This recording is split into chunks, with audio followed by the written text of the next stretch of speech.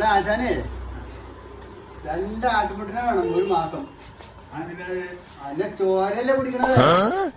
നമ്മുടെ ആശാൻ ആരാന്ന് പറഞ്ഞത്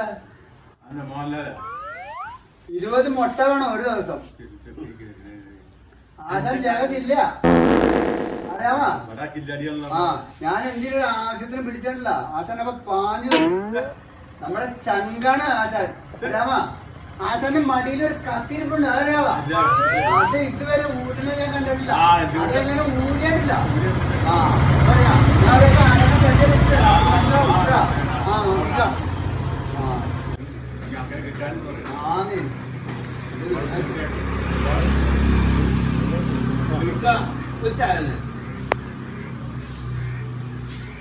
കാശൊന്നുമില്ലല്ലോ.